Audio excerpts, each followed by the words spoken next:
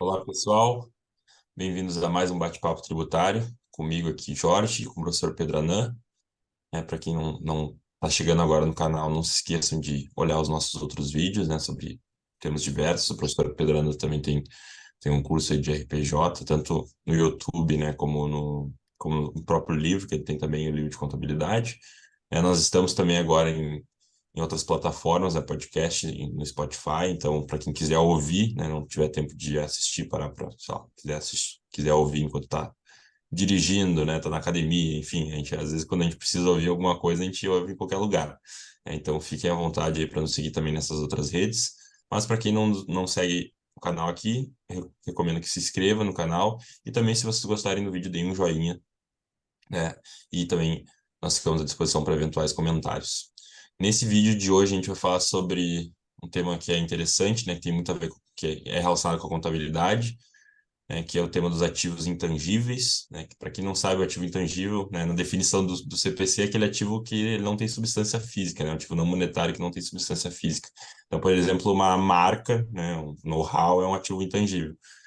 Mas então, o professor Pedro Anay, sabe muito de contabilidade, vai nos trazer um pouquinho sobre isso. Também vou complementar, que tenho estudado um pouco desse tema recentemente.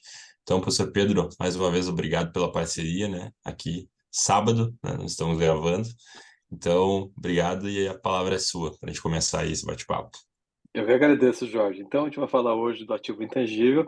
O ativo intangível, ele, para fins contábeis, ele antes não tinha uma definição na legislação, ele veio com a Lei 11.637 de 2007, né, que alterou toda a legislação contábil, alterou a Lei 6.404 e prevê expressamente a figura do ativo intangível.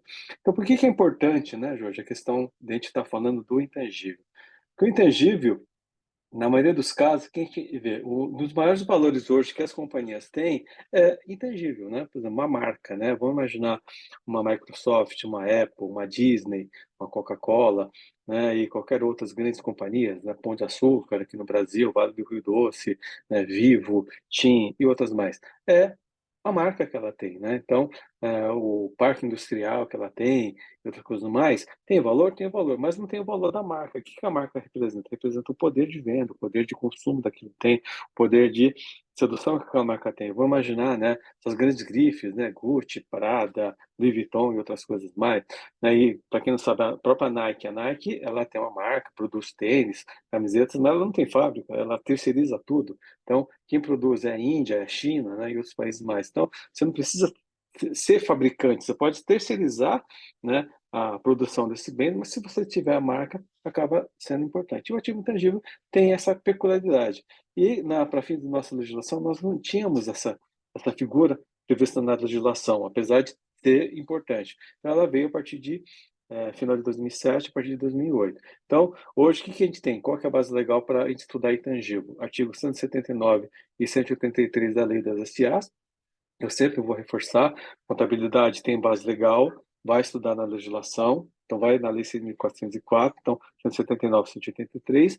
Tem o CPC 04, que vai falar de ativo intangível, que vai falar das questões contábeis relativas ao intangível, e tem que analisar a questão da legislação tributária, porque qual é o efeito tributário desse intangível, da sua amortização, de quando eu faço aquisição, se ela vai fazer parte de um ágio ou não vai fazer parte de um ágio. Então, todos esses reflexos impactos contábeis tributários tem que ser analisado e você tem que buscar nessa legislação aí. Tá? Então, onde é que está o intangível no balanço da empresa, né? Que é importante a gente sempre entender para poder visualizar. Então, ele faz parte do ativo não circulante, ele faz parte do ativo realizável a longo prazo, está dentro do permanente e o permanente a gente vai subdividir. Investimento, que a gente já falou sobre isso, que vai falar de equivalência patrimonial, em controlado, já tem um vídeo sobre isso.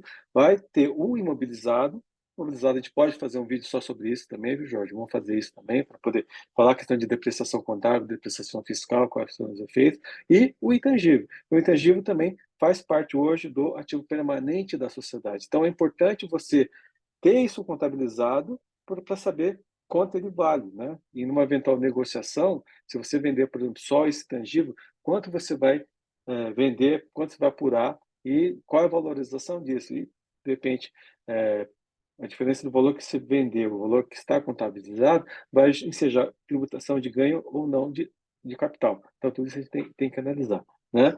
E os exemplos intangíveis, né, que você já até falou, né, Jorge? Então, o que a gente tem? Tem conhecimento científico ou técnico, isso é intangível, que você não consegue tocar ele fisicamente, então isso faz parte hoje de muitas empresas. Vamos imaginar, né, a Tesla, vamos imaginar as empresas do Elon Musk, né, que tem muita tecnologia. Então, o conhecimento científico-técnico vai fazer parte do intangível dessa sociedade, né? Projeto de implantação de novos processos dos sistemas, licenças, propriedade industrial, conhecimento mercadológico, nome, reputação, imagem e marcas registradas, publicações, softwares, patentes e direitos autorais. Tudo isso são exemplos de intangível. Então, isso é o intangível da sociedade.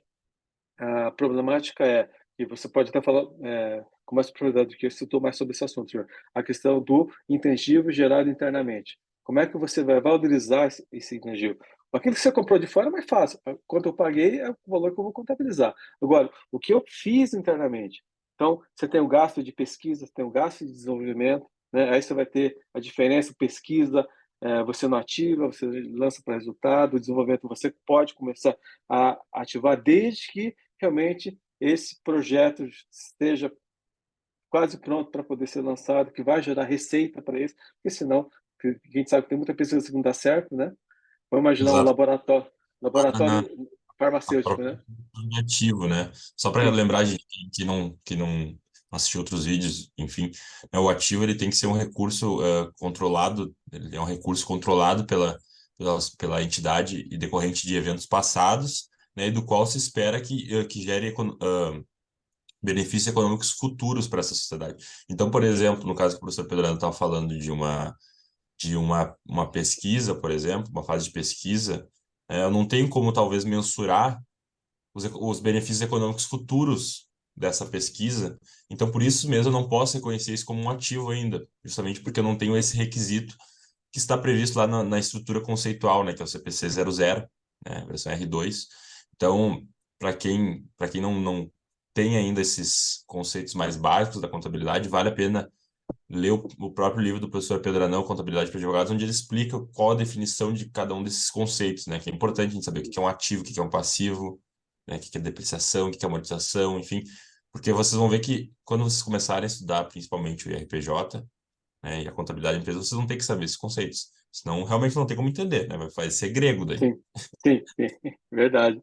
E aquela coisa, para entender a questão do intangível e a importância dele, vamos imaginar a indústria farmacêutica. Olha quantos projetos de pesquisa eles gastam para poder desenvolver um remédio? Quantos bilhões de dólares se usa para desenvolver isso, né? Então, é a mesma coisa, vai lançar um produto. Eu lembro quando foi lançada aquela lâmina de de barbear de 3 lâminas, né? Foi gasto não sei quantos bilhões de dólares para desenvolver aquela lâmina daquele jeito, para depois lançar isso no mercado. E aí, né, e todo esse gasto em pesquisa, desenvolvimento, né, como é que a empresa contabilizou isso, né? Então, isso é um dos desafios que a contabilidade tem que ter, para você poder mensurar realmente, né, o efeito disso no balanço, porque isso, de uma maneira ou de outra, vai afetar resultado, né? E isso vai, de uma maneira ou de outra, vai afetar o valor da companhia. Então, se a pesquisa deu certo, ok. E a gente sabe que no indústria farmacêutica tem muito remédio que foi criado que o efeito colateral foi muito mais importante do que o efeito principal, que é o caso do Viagra, né? Era um remédio de coração e o efeito colateral era aquilo que causava a ereção. E aí o que acontece, né? Descobriram isso e ele virou Viagra. Só que, originalmente falando, ele era um remédio para coração. Assim como outras coisas mais, que se a gente ficar aqui dando exemplo, a gente vai ficar a tarde toda falando sobre isso. Mas é interessante a gente entender isso, porque hoje a gente é uma sociedade tecnológica, né? Então a questão da tecnologia, ela está muito rápida, está muito veloz, né? É, é, é muita coisa que está vindo, né? Então a gente tem hoje a questão de inteligência artificial vindo. Então tudo isso é intangível da sociedade. Então isso tem que haver uma preocupação de quanto isso vai ser, como é que isso vai ser registrado, que isso vai gerar valor para a sociedade, né? Que alguém vai estar interessado em investir, alguém vai estar interessado em comprar aquele negócio e tem que saber quanto vale e por quanto você vai vender, né? E aí vamos estudar o primeiro artigo 179, que é critério de classificação de ativo. E ele vai falar do intangível no seu inciso sexto. Então, o que eu vou classificar como intangível? Os direitos que têm por objeto bens incorpóreos destinados à manutenção da companhia ou exercícios com essa finalidade, inclusive o fundo de comércio adquirido. Então, né, é incorpóreo, né? Não tem tangibilidade e é destinado à manutenção da companhia, do meu objeto social, então ele é intangível. Agora vamos imaginar, comprei uma marca só para investimento, então ele não vai estar no intangível, porque não tem a ver com o meu objeto social. Ele é só para eu comprei aquela marca, uma oportunidade e vou vender, né? Então o que você vai fazer? Você vai ficar no investimento teu, não vai ficar no intangível. Agora eu comprei porque realmente eu vou explorar aquilo, aquilo vai me gerar receita, vai me gerar ganhos, né, pela sua exploração. Então vai no intangível. Então por isso que é importante estudar a questão da contabilidade, para entender a questão da classificação. E o artigo 183, o que ele vai falar? Vai falar do critério de avaliação desse ativo, né? Então, a questão do intangível está no inciso 7º. Os direitos classificados no intangível vai ser contabilizado, avaliado, né, pelo seu custo incorrido na aquisição, deduzido do saldo da respectiva conta de amortização. E aí vai, né, o desafio, né, Jorge, que você estudou bem. E o intangível gerado internamente, né, ele, né, qual que é o custo incorrido dele, né? É só o desenvolvimento? É só o que você gerou internamente? É o valor da licença? Então você vai ver que o ativo intangível gerado internamente geralmente não tem um valor muito significativo. Ele vai ter a partir do momento que você faz a negociação e faz a venda desse intangível. E aí como é que você reconhece o desgaste desse intangível, a utilização desse intangível? Então, você vai no parágrafo 2º do artigo 183 e você vai poder reconhecer isso através da amortização. Então, o que é o conceito de amortização? Corresponde à perda do valor do capital aplicado na aquisição de direitos de propriedade industrial ou comercial e qualquer outro com existência de duração limitada, cujos objetos sejam bens de utilização por prazo legal ou contratualmente limitado. Então, o intangível tem uma questão. Se o intangível não tiver prazo de vida útil, vamos imaginar, não tem prazo de vida útil, comprei e enquanto eu tiver ele vai me gerar receita, você não pode amortizar. Você só vai poder amortizar se esse intangível tiver prazo de vida útil. Então, é outro desafio da contabilidade. Será que eu posso amortizar esse intangível? E aí vamos imaginar que o intangível é decorrente de marca. Então, de marca, a gente sabe que o NPI tem prazo, né? Então, você tem lá, acho que 10 anos, você pode renovar por mais 10 anos, depois cai a marca em domínio público. Então, durante esses 20 anos, daria até para defender, eu posso amortizar esse intangível pelo prazo de 20 anos. Porque o prazo que eu tenho, o quê? A total exclusividade daquela marca, porque a partir do 20º ano e um dia, ela cai para domínio público, então qualquer um pode fazer. No caso, por exemplo, daquela cápsula de café, né? Ela ficou durante muito tempo de privativa daquela companhia e depois de um tempo ela caiu como domínio público, por isso que hoje muitos concorrentes acabam fabricando a mesma cápsula de café. E aí é lógico que eles criaram uma outra cápsula de café para criar a sua, né, o seu mercado. Então, a indústria funciona dessa maneira. Então, por que é importante para a sociedade amortizar o intangível? Porque a amortização intangível é redução de ativo. Redução de ativo gera despesa. Se eu gerar despesa, reduz o resultado. Reduzir o resultado, reduz o lucro tributável. Portanto, eu pagaria menos imposto. Então, eu vou contrapor a receita da venda decorrente da venda gerado por aquele intangível, junto com a despesa da sua amortização. Então, contabilmente, também fecha a conta. Então, por isso que é importante a gente entender isso para poder também, caso alguma empresa te consulte e você tem que estudar sobre o assunto, saber que é possível fazer a amortização desse intangível. E aí, quais são os critérios de reconhecimento do intangível? Né? E aí você vai lá no CPC 04. O que ele fala? Então, primeiro, ele tem que gerar benefícios econômicos futuros. Ou seja, tem que ter benefício, porque não adianta nada uma coisa que você está criando que não vai gerar benefício para você. Então, que é através de receita de venda de produtos ou serviços, através de redução de custos. Então, esse intangível, ele é importante porque ela é uma tecnologia, né, importante que vai reduzir o custo da produção daquele meu produto. Então, você vai me dar o benefício. Né? Então, faz sentido eu fazer a contabilização. Ou outros benefícios resultantes do uso do ativo pela entidade. Então, seja benefício direto ou indireto, se você conseguir computar isso, provar isso, você poderia reconhecer aquilo como intangível. Questão do controle, né? Ou seja, eu possuo o poder de obter benefícios futuros gerados por aquele recurso, ou seja, eu tenho controle sobre essa geração de recursos. Então, também eu poderia contabilizar o intangível. E identificação. Eu consigo identificar esse intangível se ele for separável. Porque às vezes esse intangível está dentro de uma outra coisa que você não consegue separar. Né? Então, né? Fica difícil fazer aquilo. Então, se você conseguir separar, então você consegue fazer a contabilização.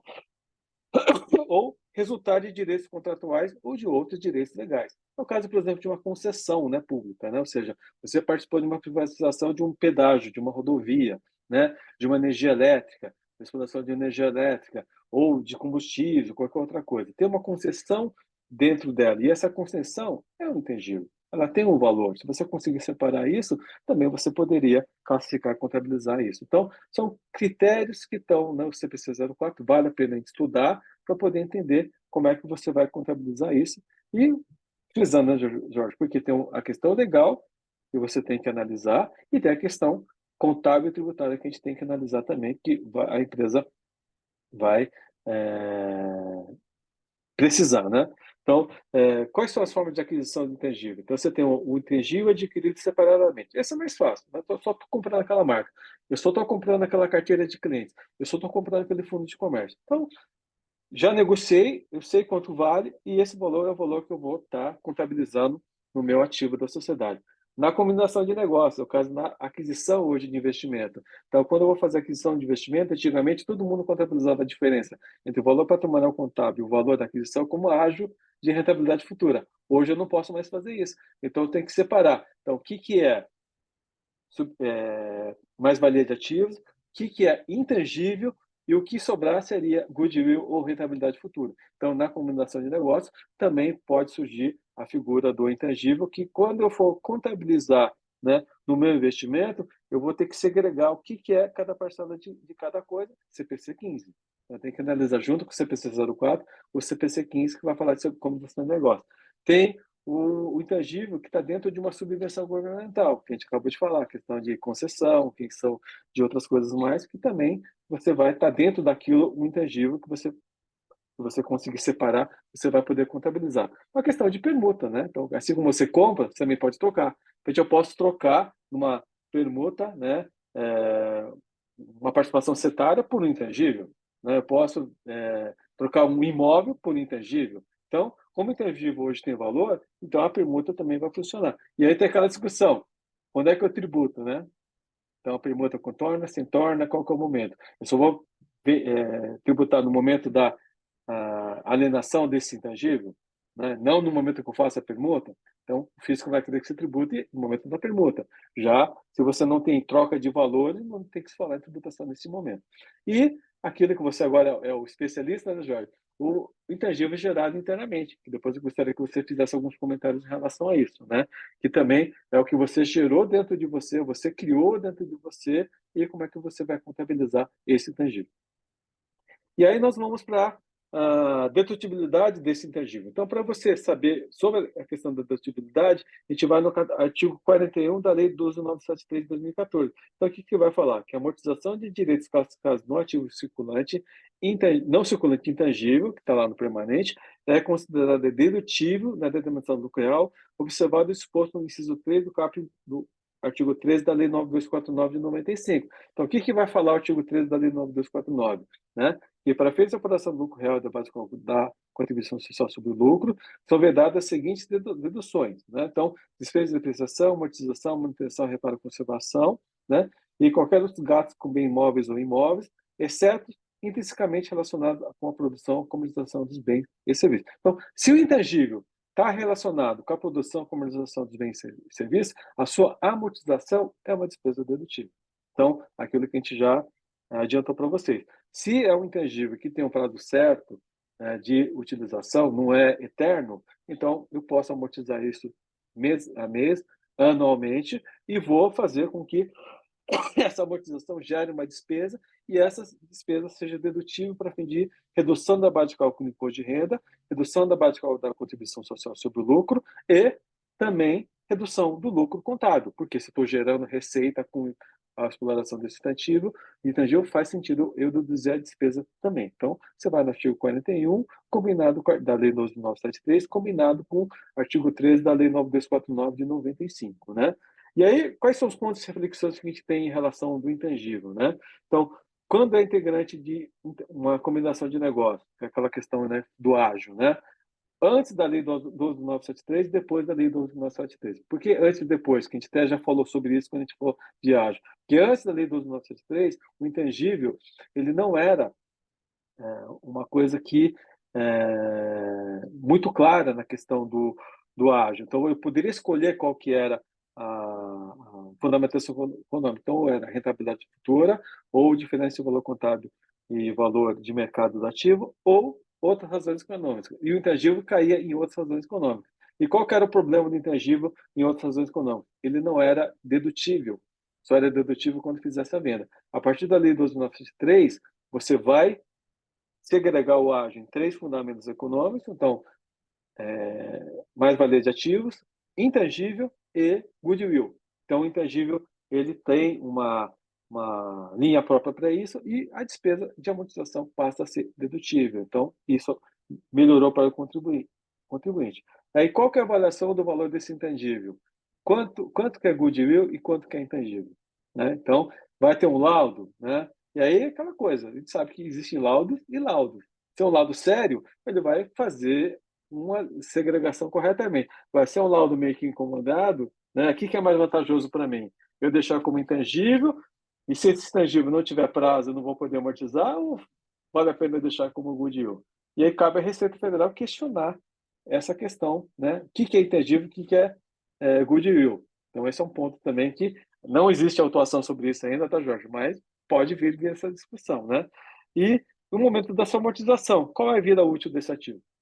Né? Então, tem prazo determinado, não tem prazo determinado? Então, são questões que a gente tem em relação a essa questão do intangível. E aí, uma grande ponto que se colocar, qual que é o valor desse intangível, né? Quanto vale, né? Então, a gente sabe hoje, por exemplo, a Apple vale não sei quantos bilhões de dólares, uma Coca-Cola, uma Samsung, né? Uma General Motors, né? A marca deles vale muito mais que, às vezes, Não necessariamente o está qualificado. refletido na contabilidade, né? Porque Sim, o sim, valor patrimonial da empresa não está tão alto, porque, vamos dizer assim, no PL não está tão alto porque não tem como sim. refletir todo esse valor, né, da marca, mas vai estar só contabilizado que foi efetivamente, enfim. Então, são Mas desafios que a contabilidade tem que superar, né? E aí a vida prática, né? Então, essa é uma discussão que muitas vezes não tem resposta, tá, gente? Isso a gente tem que ver o caso prático, o caso concreto, e que é importante? A empresa tem que estar sempre cercada de elementos probatórios, tá? Por exemplo, no caso de questionamento do goodwill ou do valor do intangível que está sendo contabilizado numa combinação de negócios, tem um lado muito bem elaborado para evitar margens de dúvidas, né? E realmente para você estar cercado de provas, né? Então, contrata uma empresa séria para fazer a avaliação, vai ter um gasto, é um investimento, porque isso vai te livrar de eventuais dores de cabeça no futuro, no eventual questionamento. E para o advogado é importante você ter essa noção, né, Jorge? Porque vai fazer uma defesa, não basta só ter o argumento jurídico, você tem que ter as provas. Então, se você conhece como é que funciona a dinâmica, aí você vai pedir essa prova para o contribuinte. Você tem laudo? Deixa eu olhar o laudo. É lógico, você não vai entender 90% do laudo, né? Que é o laudo econômico que está sendo feito. Mas se o laudo ele tiver mínimo de substância plausível, faz sentido você juntar aí na sua defesa e impugnação. Então, acho que isso que a gente queria trazer aí da minha parte. E eu queria agora ouvir o Jorge falar um pouquinho da questão do intangível gerado internamente, né, Jorge? bom, eu vou tocar então em alguns aspectos aqui. Eu fiz uma leitura do CPC 04, que traz lá, ele tem um capítulo específico, um item específico, vamos dizer assim, que trata só desses ativos gerados internamente, né, desses ativos intangíveis gerados internamente. E aí nós temos duas distinções. Nós temos a fase de pesquisa, que é justamente essa, onde geralmente eu não tenho como mensurar qual vai ser meu benefício futuro, e justamente por isso eu não reconheço esse ativo ainda, né? E o próprio CPC diz lá que enquanto você estiver nessa fase de pesquisa, né, os gastos com essa pesquisa eles devem ser considerados como despesas quando incorridos, né? Na fase de pesquisa ele não deve ser reconhecido como um custo. Já quando a gente vai para a fase de desenvolvimento, que seria uma fase mais avançada, né, dessa de formação, aí eu posso ter o reconhecimento desse ativo intangível, desde que eu demonstre, vamos dizer assim, desde que eu demonstre vamos dizer assim, algumas características, né? E ele até coloca aqui, né? quais são vamos dizer assim, os aspectos que devem ser considerados. Aí fala viabilidade técnica para concluir o ativo intangível de forma que ele seja disponibilizado para o uso ou para a venda, né? Intenção de concluir e de usá-lo ou vendê-lo, capacidade de usar ou vender o ativo intangível, né? Forma como o ativo intangível deve gerar benefícios econômicos futuros, ou seja, como é que ele vai me gerar um benefício econômico, né? Eu tenho que ver como é que vai, que ele vai trazer de valor, vamos dizer assim, né?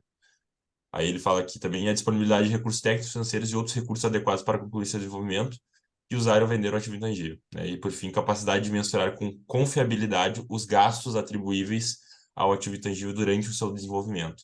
Então, tem uma série de aspectos que devem ser considerados para eu reconhecer o ativo intangível, né, gerado internamente, né, na fase de desenvolvimento, que é uma fase posterior à pesquisa, porque a pesquisa é aquela coisa mais abstrata mesmo, eu não sei se eu vou conseguir concluir esse ativo, né? Entendi, criar esse ativo intangível. Então, por isso mesmo, eu não reconheço ele como um ativo, justamente porque ele não se integra na própria definição, né, de ativo. E até, para fazer uma recomendação aqui, Pedro, eu li um artigo do professor Eliseu Martins, né, no Controvérsias, que saiu agora, que é bem interessante, que ele diz, como a contabilidade vê o direito, é o nome do artigo. Aí ele vai lá e pega justamente esses conceitos, ativo, passivo, e vê como isso se relaciona com o direito mesmo. Quando, por exemplo, lá no ativo tem que ter a propriedade, vamos dizer, se eu preciso ter a propriedade ou não. E a propriedade, o conceito de propriedade, ele vai querendo ou não para o direito. Então, como que a própria contabilidade, muita gente fala, a contabilidade não tem nada a ver com o direito. Mas a contabilidade está vinculada um pouco ao direito, sim, né?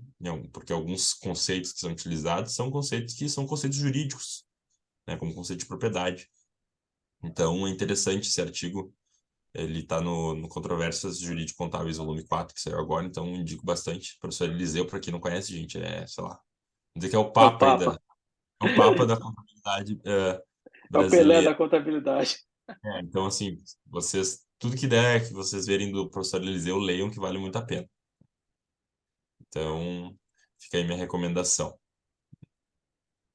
Para quem quiser estudar também mais um pouco, né, ativo intangível, leia o CPC 04, né? É o manual, vamos dizer assim, de como é que se reconhece, né, o ativo tangível, todos esses aspectos, né? Quando é que eu tenho um ativo tangível, por exemplo, numa combinação de negócio, aí vocês vão ter que ler o CPC 15, mas lá tudo isso, né? Diz, olha, quando eu tiver um ativo tangível de tal operação, aí remete ao CPC, por exemplo, no caso de Goodwill, CPC 15. Então tem toda essa, por exemplo, quando o ativo intangível ele está junto com outros recursos, aí tem aquela questão de custo de unidade geradora, né? Também é outro CPC.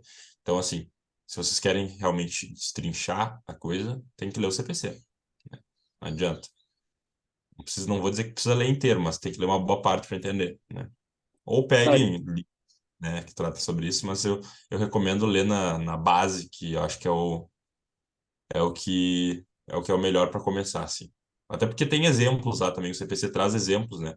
Então isso é bem legal que eles trazem exemplos de operação, de uma operação, por exemplo, de reconhecimento, né? Então isso também é bem uma forma didática de ensinar quem está lendo, né? Mas não é para uma pessoa que também está começando agora, né? A gente tem que ter um sim. pouquinho de...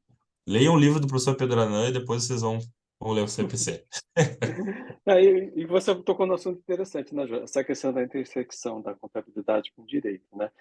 Por isso que eu tenho muito colega que é contabilista que foi fazer, pelo menos uma pós-graduação em direito, porque faltava essa base jurídica para ele poder ter um embasamento melhor na sua profissão. E assim é o vice-versa, né?